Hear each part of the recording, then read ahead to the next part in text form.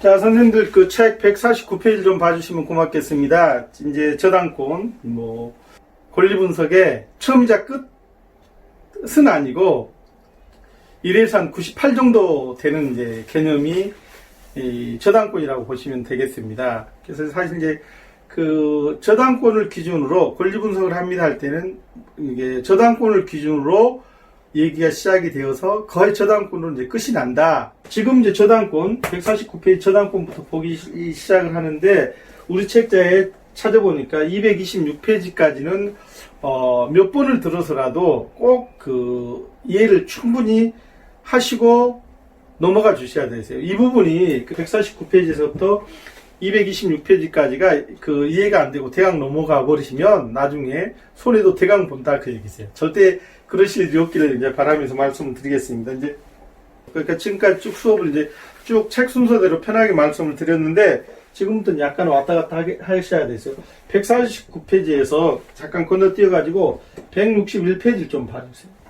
161페이지를 보시면 이제 뭐가 나와 있냐면 말소 기준 전후에 임차인들의 권리들 그래가지고 자 모든 권리 분석의 핵심이 요 그림에서 시작을 하는 겁니다. 반드시 이해해 주셔야 됐어요. 어렵지 않으세요. 자, 그 그림을 좀 편하게 설명을 해보면 어떤 경매 사건에서 시간이 이렇게 지나간다. 저당권이 가지는 기본적인 그 본질 속성에 대해서는 책을 읽어보시면 되는데 이 저당권이 경매 사건에서 무슨 역할을 하느냐 이제 그게 중요하다 그 얘기죠. 우리 입장에서는 하나는 담보력을 갖습니다라고 하는 건 뭐 당연하잖아요, 그죠? 저당권을 설정을 하면 그 저당권으로 인해서 그 부동산에 대해서 우리가 담보를 확보했습니다 얘기를 하잖아요.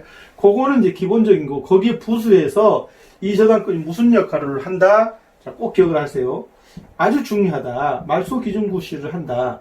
그 책자의 그림은 요 말소 기준에 대해서 말을 하고 있어요. 말소 기준 권리가 되는 것들 중에서 일단 지금은 그냥 저당권만 하나 보자 그 얘기세요. 어떤 부동산 등기부를 떼봤더니 예를 들어서 2016년 6월 10일 날 그 부동산의 제1순위 저당권이 이렇게 설정되어 있더라. 그러면 요놈의 의미를 이제 말씀을 하고 있다 그 얘기세요. 그러니까 그러면 2016년 6월 10일입니다라고 얘기를 하면 부동산에 그 해당 부동산이 그 부동산이 주거용 부동산이라고 하시겠습니다. 뭐 아파트일 수도 있고 연립일 수도 있고 다세대 다가구 뭐 근생 오피스텔일 수도 있는데 어쨌든 현황상으로 주거용 부동산으로 사용하고 있는 부동산이 경매에 나왔는데 그놈의 등기부를 떼봤더니 그놈 등기부에 2016년 6월 10일 날 저당권이 설정돼 있더라. 근데 그 주거용 부동산에 어떤 임차인, 예를 들어 홍길동이라는 사람이 2015년 6월 10일 날 전입을 했더라고 얘기를 하면 시간상으로 2015년하고 16년하고 얘가 먼저잖아요. 그런데 또 그 부동산에 김길동이라는 사람이 2018년 6월 10일 날 전입을 했더라. 그러면 이 김길동이는 전입이 2018년 6월 10일이니까 이 저당권 설정 일자보다 나중에 전입을 했잖아요. 이 홍길동이 무슨 임차인? 선순위 임차인. 그러면서 뭐가 있다? 이 사람은 이제 대항력이 있다. 선순위 임차인이고 대항력이 있고 이 김길동이는 어떻다? 저당권 설정 일자보다 나중에 전입을 했으니까 이 사람은 후순위 임차인이고 뭐가 없다? 대항력이 없다. 이렇게 얘기를 한다. 할 때 그 가르마를 타는 기준이 뭐다? 얘다. 뭐다? 저당권이다. 물론 이제 6가지로 해서 말소 기준 권리가 된 이제 6가지 권리가 더 있습니다. 권리가 있습니다. 그러니까 저당권 더하기 5가지가 더 있습니다. 그런데 그 부분 얘기까지는 하지 말고 지금은 뭐만 얘기를 하자. 이 저당권이 하나는 본질적인 기능은 담보력을 갖는 겁니다. 그래서 거기에 부수되어서 경매 사건에서 무슨 역할도 한다. 말소 기준 권리 구시를 하는데 가장 이제 일반적으로 흔하게 사용되는 권리가 저당권이다.